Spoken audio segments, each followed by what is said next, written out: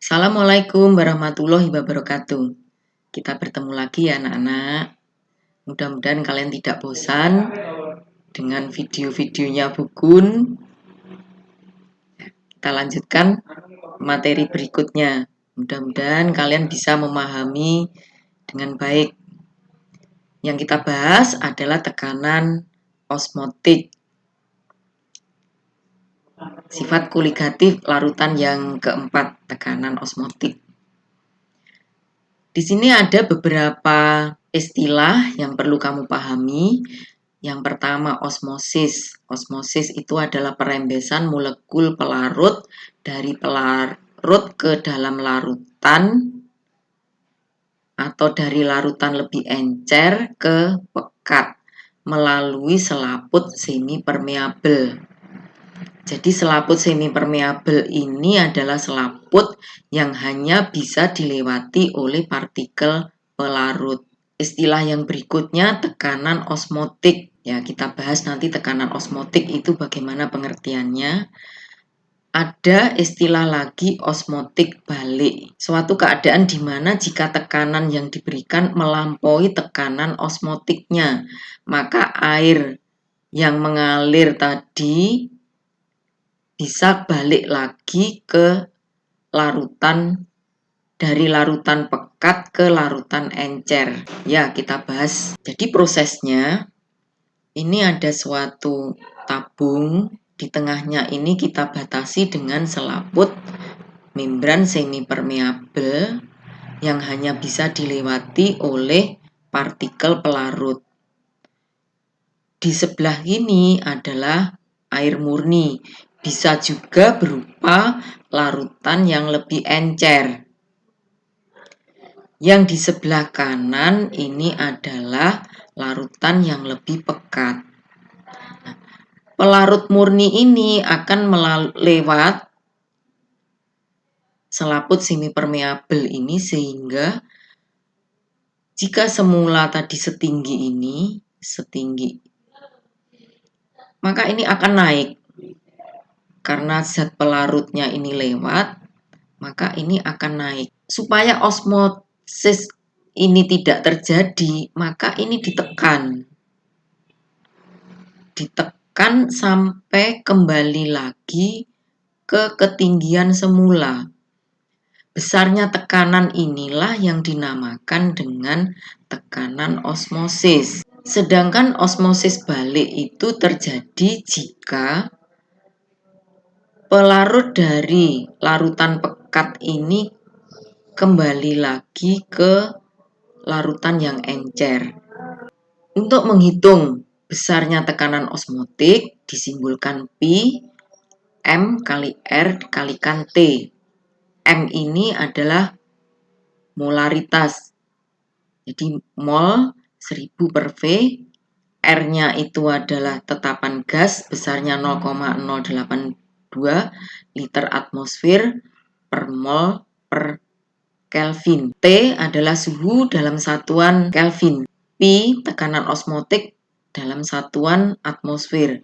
Jadi nanti kalau ada soal yang satuannya bukan atmosfer, hati-hati harus dirubah dulu dalam bentuk satuan atmosfer. Suhu pun juga demikian. Jika dalam bentuk derajat Celcius, kita rubah nanti dalam bentuk derajat Kelvin. Contoh soal. Soal yang pertama ini untuk zat non-elektrolit sebanyak 24 gram dilarutkan dalam air hingga volumenya 250 ml dan mempunyai tekanan osmosis sebanyak 32,8 atmosfer pada suhu 27 derajat Celcius. Diminta menghitung MR.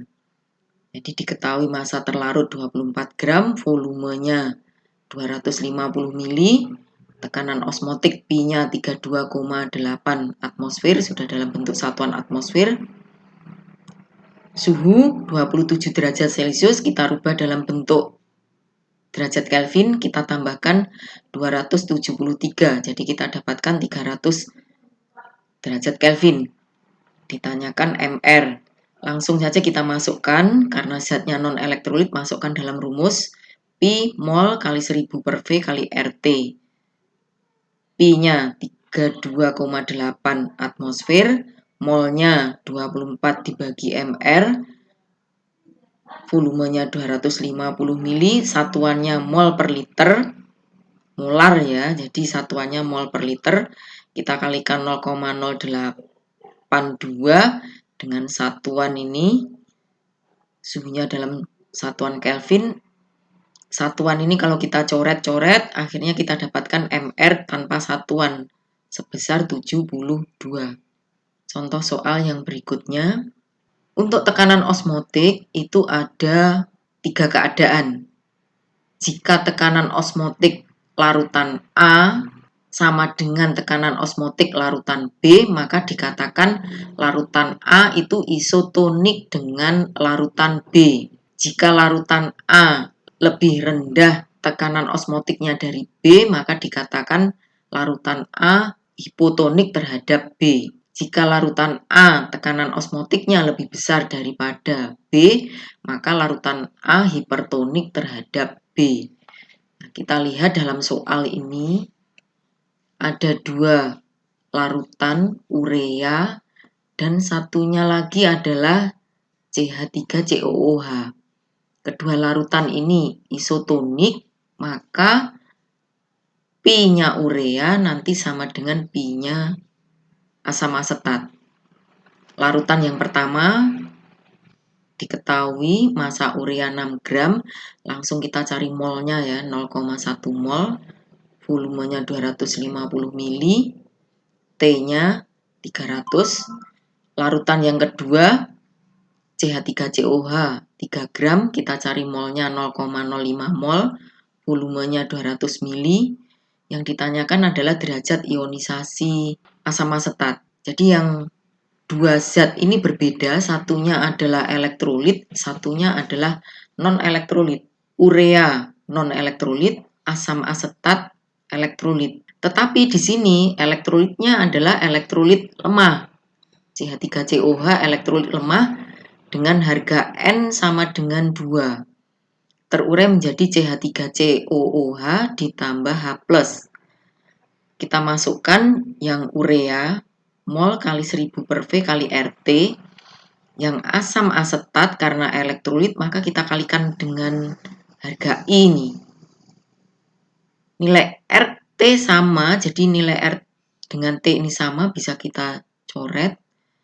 Kita dapatkan ini mol, ini kita masukkan 0,1 mol untuk urea kita masukkan, volumenya juga kita masukkan, asam asetatnya kita masukkan, harganya 0,05 mol.